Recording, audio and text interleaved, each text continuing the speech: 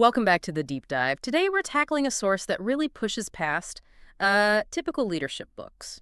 We're diving into this guide about leading from what it calls God's perspective. Yeah, and our goal here for you listening in is to pull out the core framework, but also, maybe more importantly, the warnings. The things that seem to separate leaders who build something lasting based on character, on purpose, from those who are, well, just holding a title for a while. Right. And it kicks off with a really provocative question, doesn't it? It asks, what if the biggest failure in leadership isn't losing your team or your funding or even your influence? What if the real failure is just losing perspective? Exactly. The source argues pretty strongly that leadership is, at its heart, a test of clarity, much more than capacity. We get so focused on capacity, right? How much can we handle? How fast can we go? How big can we build? But if you're not clear on the why, on the real measure of success, all that capacity might just be, running really hard in totally the wrong direction. So that sets up this central tension, this big gap between what the source calls man's perspective and God's perspective. Our human view is just inherently limited, isn't it? Tied to what we can see, touch, measure, our own intellect, and critically, those short-term pressures. We end up leading from, survival mode. That's a great way to put it, survival mode. And when you're there, everything's measured by, the numbers, logic you can grasp right now. Yeah. But God's perspective, as defined here, it's limitless. It's eternal. It can completely reframe things. Suddenly, scarcity might actually be part of a strategy. A delay could be crucial preparation time, and all that uncertainty. Maybe that's an opening for divine guidance. It's this shift from leading out of survival to leading from a place of surrender, letting go of controlling the outcome. Okay, let's dig into the limits of that human logic a bit more. Leading just from that human viewpoint, it's just not enough, is it? It gets trapped by the urgent, what's right in front of you, and often, let's be honest, self-interest too. Precisely. The source uses a business example. Say, profits are down. Man's perspective, the immediate, logical reaction, cut costs.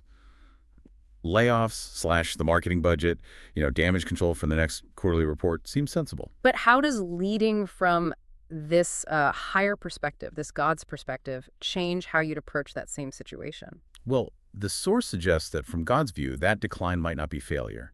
It could be pruning. Painful, yes, but maybe a necessary reshaping for stronger, healthier growth down the line. It might be a signal to really refocus the mission, or maybe innovate in a way that feels uncomfortable right now, or even double down on your core values.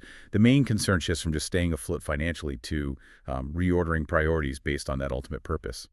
Telling the difference between just, bad management and necessary pruning. That sounds incredibly tough in the moment, especially when jobs are on the line.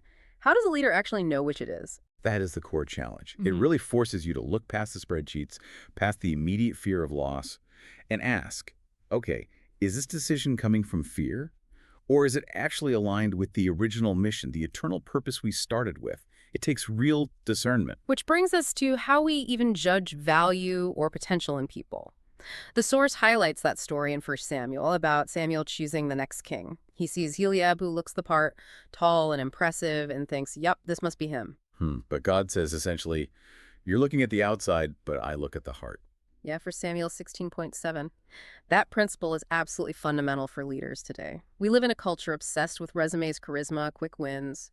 But this perspective challenges you. It says build your team, judge potential based on character, faithfulness over the long haul, maybe hidden strengths, not just the superficial stuff. So the big redefinition of success here isn't about being able to predict everything or guarantee results. No, not at all. It's more about having the courage to act based on trusting something unseen, that guiding purpose. The scorecard changes completely. It's less about applause and numbers and much more about simply faithfulness, obedience to the mission you are given. Okay, so that's the why and the what. Let's get practical. How do we actually cultivate this kind of perspective? Because the source talks about this fourfold synthesis, 4 key elements working together. It's about turning leadership from just doing stuff into a partnership with a divine plan. Right, these are the tools for leading at that higher altitude. First up is faith. The source calls it the lens of the unseen. And this isn't just wishful thinking. It's defined as belief, like God's seeing the potential, not just the problems, seeing what God sees even before it's materialized. Like Abraham, right? Told to leave everything based just on a promise. From a purely human standpoint, it's crazy risk. Exactly. Faith means the leader trusts the ultimate promise, the big picture, even when the market or the circumstances are screaming for immediate different results. It keeps your eyes fixed on that invisible potential instead of getting bogged down by the visible hurdles. Okay, pillar two, wisdom. This is called discerning God's mind. And the distinction here seems key. It's not just being smart or clever. That's crucial. It's the skillful application of divine truth. Think James 1.5, if you lack wisdom, ask God. Wisdom lets you see the underlying dynamics, not just the surface issues. It helps you make decisions that are prudent, considering the long-term, even eternal consequences. Think of Solomon. He could have asked for anything riches, power, but he asked for a discerning heart to govern well. That's strategic wisdom at its peak. Then number three is courage, acting on God's imperatives. This feels like where the rubber meets the road. Because if you're seeing things from God's perspective, the path forward probably won't align with popular opinion or conventional logic. Absolutely. The source brings up Joshua again and again. Be strong and courageous. Why? Because he was facing giants, literal and figurative. This courage isn't about being reckless. It's about making the right risks, the ones aligned with that divine purpose, even when you're terrified. It's having the guts to go against the grain when necessary. And the final piece, pillar four, is strategy, implementing God's blueprint.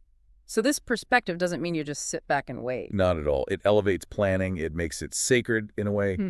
Strategy here is the thoughtful, practical execution needed to bring those divine purposes into reality. The example used is Nehemiah, rebuilding Jerusalem's walls. Yes, a perfect masterclass. He didn't just pray, he prayed, absolutely. Then he went to the king to get resources and official letters. Practical. Then he organized the people, gave them specific jobs. Then he set up security because there was opposition. It's this beautiful integration of divine calling, wisdom, courage, and nuts and bolts planning. That blend, faith, wisdom, courage, strategy, it really does sound like the recipe for building something meaningful and lasting. But the source is also really clear that even if you start well, there are these dangerous drifts, ways you can lose that high altitude view. Let's get into those perils. Yeah, the dangers of low altitude. And the first big one is vision drift. This is subtle. It's that slow, almost unnoticed slide away from the original mission. And often, ironically, it's success that causes it. You start chasing new trends, responding only to the loudest demands, or just getting comfortable. The danger is that it's not one big bad decision, right? It's lots of small choices that seem perfectly logical in the moment. Exactly. This just makes sense right now instead of asking, wait, what did God actually call us to do in the first place? The source points to King Saul as the cautionary tale. He got rejected for partial obedience. Why? Because he listened to the people's fear, kept some spoils God said to destroy. He was basically, running a focus group instead of following conviction. Won the battle, lost the kingdom because his perspective dropped. Wow. Okay, the second pitfall feels incredibly relevant today. Burnout and forgetting the source. We talk about burnout all the time, usually linking it to overwork. But this source frames it differently. It argues burnout is often a symptom of trying to do God's work using only human strength, relying on your own grit, your own talent, and neglecting the spiritual practices that actually refuel you and keep your perspective clear. The story of Elijah here is just stunning. He has this massive victory on Mount Carmel, like peak spiritual power on display. Undeniable power. And then one threat from Queen Jezebel, and he just crumbles, runs away, wants to die. It's a total perspective crash. Shows that even huge success doesn't make you immune to fear and exhaustion hitting you like a ton of bricks. Precisely. And notice God's response wasn't get back out there. It was rest, food, and then a quiet, renewed revelation of perspective. It's a clear signal. God sets the pace. Burnout is often a flashing red light saying you've started relying on yourself instead of the source. Okay, the last pitfall. This one feels maybe the most dangerous because it's so deceptive, the echo chamber, or getting trapped by purely human concerns. This is about advice that sounds good, sounds loving, sounds safe, but actually pulls you away from the divine purpose. Yeah, the example used is intense. Peter telling Jesus, no way are you going to suffer and die. Peter meant well. He was trying to protect his friend, his leader. Totally understandable from a human point of view. And yet, Jesus' reaction is incredibly sharp. He calls Peter a stumbling block, basically says that thinking is from Satan, not God. Why is well-intentioned human advice so risky here? Because it's operating at ground level. Peter was focused on avoiding pain, maintaining safety, maybe worldly influence. He couldn't see the divine necessity of the cross. It shows that sometimes the biggest threat to keeping that eternal perspective isn't obvious evil, but the seemingly sensible, caring advice from people close to you who just aren't seeing from that higher altitude. That really raises a tough question for you, the listener, doesn't it? If advice seems logical, comes from someone you trust, how do you find the clarity or the courage to say, thanks, but that's a human concern, and I need to stick to the mandate? You have to constantly filter it. Every piece of advice, every strategic move needs testing against those ultimate stakes, against that original calling. It means committing to the purpose, even if it costs you popularity, even if it looks like the harder, slower route. It requires real discipline. So, bringing this all together, what's the takeaway? The source gives these great examples of leaders who finished well. Like Joseph, looking back at years of injustice and saying, you guys meant it for evil, but God meant it for good. That's perspective. Or Paul, at the end of his life, saying, I fought the good fight, finished the race, kept the faith. His anchor was eternity. Finishing well, ultimately, it's about that sustained faithfulness. Letting God's perspective shape your decisions consistently over the long haul through thick and thin. So the core decision for any leader, and maybe for anyone really, isn't just what you're going to do or how big you're going to build it. It's how you choose to see, how you interpret the world, the challenges, the mission itself. And the world really needs leaders who dare to look up, to reject the pull of the purely human view. Absolutely. If leadership truly is stewarding influence, then the final exam question for you is going to be, did you finish well? And according to this source, the answer hinges entirely on the perspective you chose to lead from. So we'll leave you with this challenge today. Think about the biggest thing stressing you out right now, the challenge taking up all your headspace. Whose perspective is actually driving your strategy? Is it grounded in that immediate, maybe fearful human view?